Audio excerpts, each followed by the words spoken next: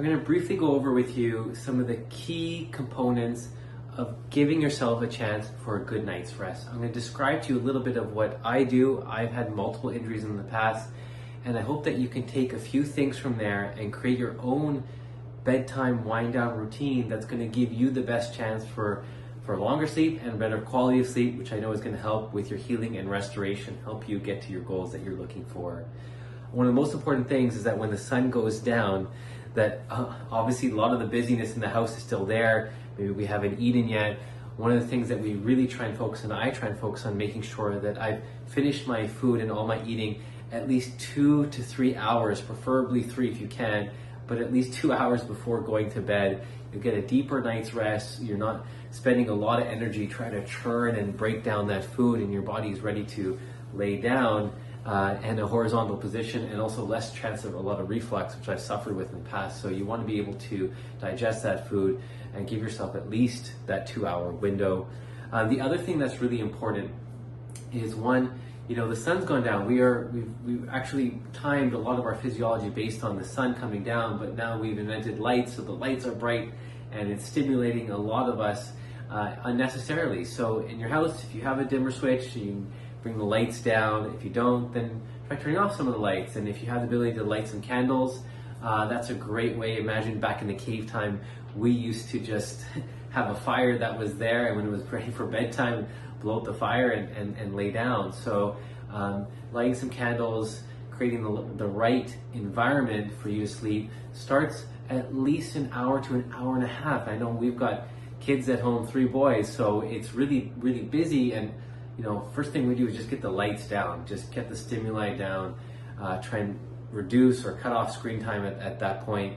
And then the next thing to do is, and I got this tip from my sister-in-law, Dr. Teja, who's a naturopath and pharmacist. She said, take 2 just pure chamomile tea bags, and use any brand you want, and soak them in some hot water for at least 5 minutes. So 2 tea bags, and you drink that an hour and a half before bed, so you're not peeing in the middle of the night. And that's something that disturbs us, is having too much fluid, because we wake up in the middle of the night having to use the washroom.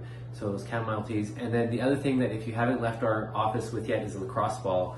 And I'll just pick a few points, either in my shoulders, I'll lean up against the wall, put the ball there, and release some of those trigger points, or I'll work in through my calves or my quads, and just try and let some of the muscle tension that's built up from the day, even rolling the bottom of your feet as well, to help restore some of that tissue pliability. It can be tough when you're in pain. And even if you're having to take pain medication, then trying to stay on top of your pain, depending on whatever you're taking. Just have a plan and stick to it, or follow the advice that we've given you if we've met you in person.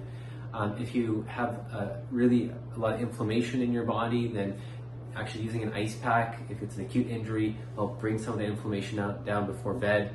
If you like heat, I understand that too. That can be warming as well, but you want to use it at the right time. So again, we talked about bringing the lights down, being able to digest our food a lot earlier. Just doing 5 or 10 minutes of stretching before bed will really set the tone for your bedtime routine, be a lot more intentional. And then before you go into bed, if you have some thoughts, things that are worrying you, things that are making you feel anxious, I've got a little journal by my bedside, and I can barely read the writing sometimes, but I'll just scribble down a few things, and it's usually what I'm grateful for.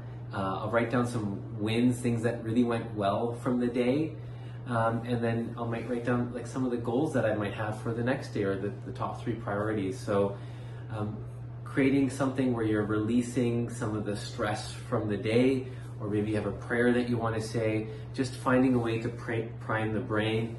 I know our phones can be something that kind of takes us out of that zone, so do your best to find a spot that's not within arm's reach of you. Get a different alarm clock if you can. I don't actually use an alarm, I just wake up when my body's ready, but I would recommend you use your phone and charge it in the bathroom or somewhere far away on the ground where it's an effort to go up and get it, so you're not having to use it before bed. So trying to cut down on that stimuli, and only putting these good conscious thoughts of healing, of flushing out some of the stress from the day, and refraining from some of that social media, which can actually just you're going back in the subconscious, you're creating a blueprint that you probably don't want. So let's give us a chance to create the software, the new blueprint, by getting ourselves ready for our sleep, because that's when a lot of these new feelings and emotions get flushed out, and healing really happens on multiple levels. Okay, let me know how that goes for you. I'm really looking forward to your feedback. Again, find the routine that works with you and then try and stick with it, and then just tweak it as you go, and maybe just introducing one thing for now. But I'm really excited to help you make some change, because a lot of that healing and restoration starts with the fundamentals, and the number one thing is sleep. You guys take care.